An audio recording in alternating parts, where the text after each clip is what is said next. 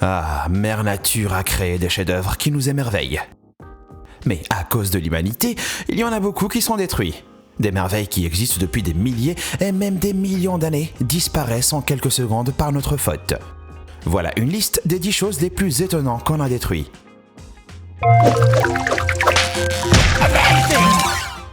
Numéro 10, la formation de Duckbill Rock dans l'Oregon. La formation de Duckbill Rock était une attraction touristique très populaire aux États-Unis. Et c'est normal, regardez ce piédestal en grès en forme de bec de canard. Plutôt cool. Ce rocher emblématique était tellement aimé que les parcs de l'Oregon ont mis une barrière pour qu'elle soit pas renversée accidentellement.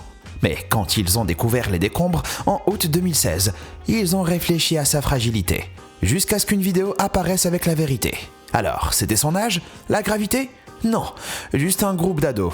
L'incroyable exploit du vent qui a transformé sur des milliers d'années un morceau de roche en bec de canard a été détruit en quelques secondes par ces vandales. Malheureusement, ils n'ont jamais été arrêtés. Et ils n'étaient pas les seuls. En 2013, Glenn Taylor dirigeait un groupe de scouts à travers Goblin Valley, lorsqu'ils sont tombés sur des gobelins de l'Utah. Ça se produit quand une roche dure repose sur une roche plus tendre et la protège pendant des millions d'années. La roche tendre s'érode et un sommet reste. On n'en trouve nulle part ailleurs dans le monde. Et si ça dépendait que de Glenn et de ses potes, on n'en trouverait plus jamais. Au lieu d'admirer ce phénomène, Glenn a trouvé qu'il était dangereux. Ou en tout cas, ça a été son excuse quand on lui a demandé pourquoi il l'avait détruit. Je sais pas trop ce qui est le pire. Glenn qui, en quelques coups de pied, a détruit une des merveilles de la nature. Son fils qui lui a tapé dans la main ou le caméraman David Hall qui a pensé que c'était une bonne idée de tout filmer et mettre en ligne. Taylor et Hall ont été accusés de crime au 3e degré, ce qui comprend une année de probation et une amende pour financer des panneaux d'avertissement demandant aux futurs visiteurs de laisser les rochers tranquilles. Numéro 9, l'arbre du Ténéré. C'était le seul arbre sur 400 km dans le désert du Sahara au Niger. Le dernier souvenir d'un Sahara plus vert et il servait de repère aux nomades. Mais pas de peau pour les nomades. Il faudra maintenant errer pendant peut-être des siècles, parce que cet arbre miraculeux qui a survécu dans cet environnement inhospitalier a vécu une tragédie et a été tué par une bouteille d'alcool ou plusieurs. En 1973, un conducteur libyen ivre a renversé l'arbre le plus solitaire de la terre et cassé son tronc. Mais monsieur le policier, cet arbre est sorti de nulle part. C'est pas faux. Aujourd'hui, ses restes sont au musée national du Niger et une sculpture en métal est érigée à l'endroit où il se trouvait. Numéro 8, les peintures rupestres paléolithiques de la grotte de Lascaux. En 1940, Jacques Marsal et 3 amis à lui cherchaient leur chien disparu et sont tombés par hasard sur une grotte et une galerie de plus de 600 peintures et 500 gravures sur calcaire, représentant des animaux, des humains chassants et des signes abstraits. Cet art est considéré comme l'œuvre de plus de 1000 générations. Malheureusement, la génération qui a suivi la découverte a fini par le tuer.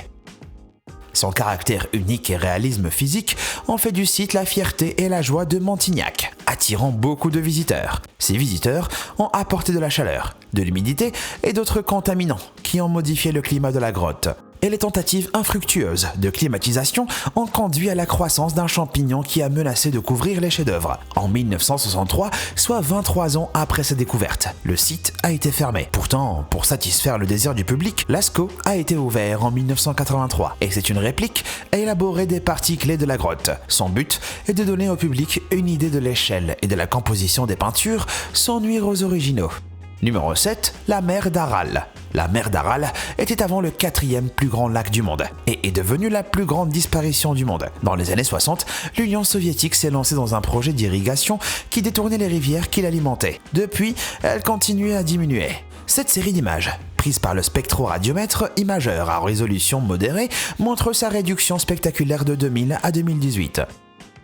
En 2000, le lac était déjà une fraction de sa taille d'origine. Là, vous la voyez ? Et là, plus du tout. Abracadabra. Son assèchement a aussi dévasté les pêcheries et communautés qui en dépendaient. L'eau restante est devenue de plus en plus salée et polluée par des engrais et pesticides. C'est maintenant un site étrange avec un sol abîmé et quelques navires rouillés. En 2005, le Kazakhstan a construit un barrage dans un ultime effort pour sauver le lac. Mais il ne redeviendra plus jamais ce qu'il était. Numéro 6, le lac Boikag au Cambodge. Le lac Boikag était un magnifique lac et toute une région au nord de Phnom Penh. Les visiteurs internationaux y allaient pour séjourner dans des maisons d'hôtes, manger, boire et regarder le coucher du soleil. Aujourd'hui, il n'en reste plus qu'une flaque. En 2007, le gouvernement cambodgien a accordé des droits de développement à Shukako Incorporation qui en 2010 a rempli plus de 90% du lac de sable pour construire des bâtiments.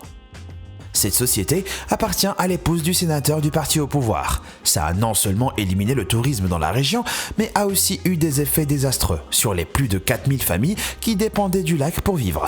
Beaucoup ont dû déménager, font face à des inondations fréquentes et n'ont reçu qu'une mini-indemnité. Numéro 5, Fairy Shrimp à Uluru en Australie. Les humains sont aussi doués pour détruire des espèces entières. Alors Uluru, c'est quoi? Uluru, c'est un des monuments australiens les plus connus. Un rocher créé il y a plus de 600 millions d'années, qui se trouvait au fond d'une mer et est maintenant à 348 mètres au-dessus du sol. Et Uluru, c'est quoi? C'est pas des WC, je vous explique. La Branchinella latsi était une crevette féerique rare, qui vivait que dans les flaques d'eau d'Uluru. Elles ont toutes disparu dans les années 70.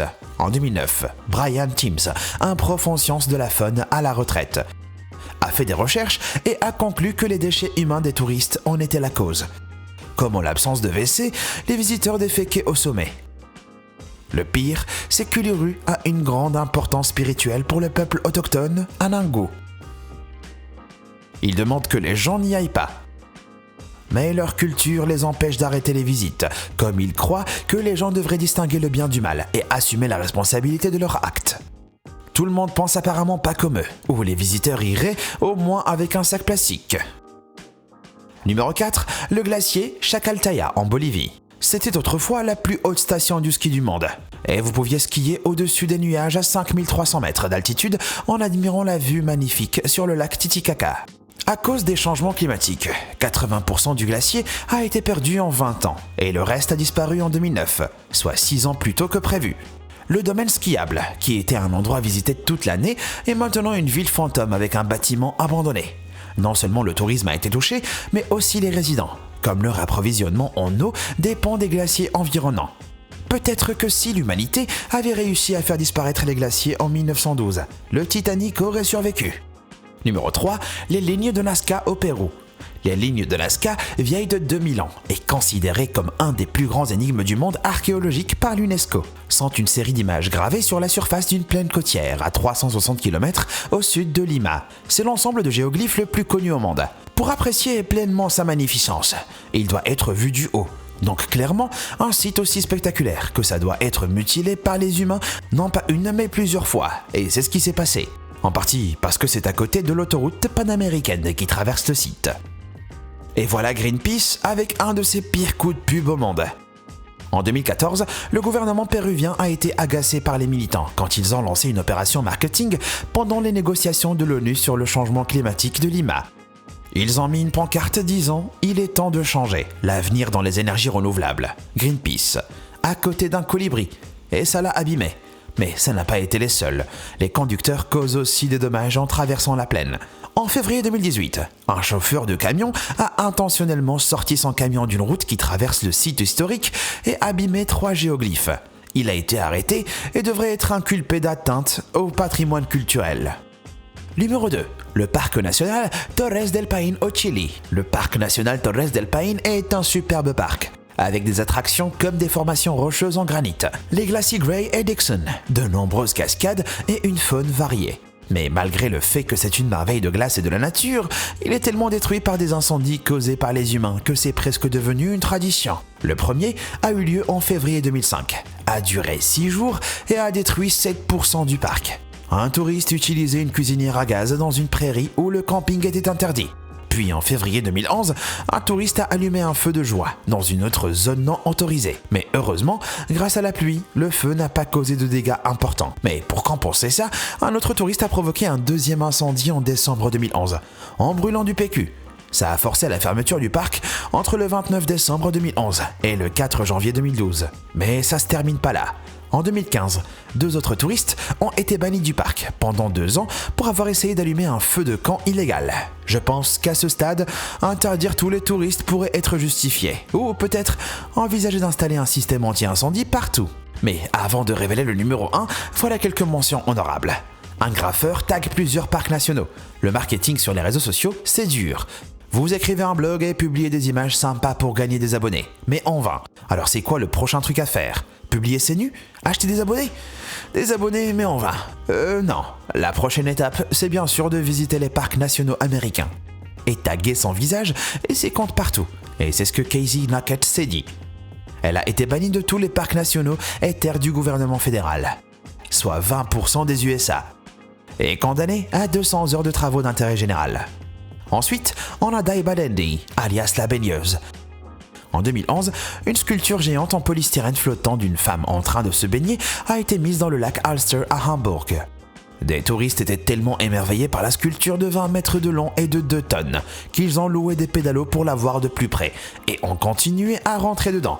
Cette créateur du sculpteur allemand Olivier Voss était une pub pour la société britannique de produits de beauté, Soap and Glory. Pour promouvoir l'art du bain, la sculpture a dû être enlevée après 10 jours. Numéro 1, la Maya Beach en Thaïlande. Cette baie pittoresque, connue pour ses eaux claires, son sable blanc et ses falaises luxuriantes, est apparue dans le film de 2000, La plage, avec Leonardo DiCaprio. Et a depuis connu un afflux massif de touristes qui a causé la détérioration du système écologique de la baie. La petite plage a commencé à recevoir jusqu'à 5000 touristes et 200 bateaux par jour. La pollution causée par les bateaux et déchets ont causé de gros dégâts sur les coraux de la baie de Maya. Malgré les preuves évidentes des dommages causés, les autorités thaïlandaises ont hésité à freiner ça comme elle générait un paquet de revenus. Elle a été temporairement fermée 4 mois à partir de juin 2018, mais ça n'a pas été suffisant pour qu'elle se remette de l'activité. Et en octobre, le département thaïlandais des parcs nationaux de la conservation de la faune et des plantes a annoncé que la fermeture se poursuivrait jusqu'à ce que l'écosystème revienne à l'état normal. Malheureusement, ça peut prendre des années et des bénévoles essaient de la réhabiliter. Alors, vous pensez que ces gens surpris en train de détruire ces attractions étonnantes auraient dû être punis plus sévèrement ou qu'ils ont eu ce qu'ils méritaient? Dites-le moi dans les commentaires. Et merci d'avoir regardé. Et comme toujours, à bientôt.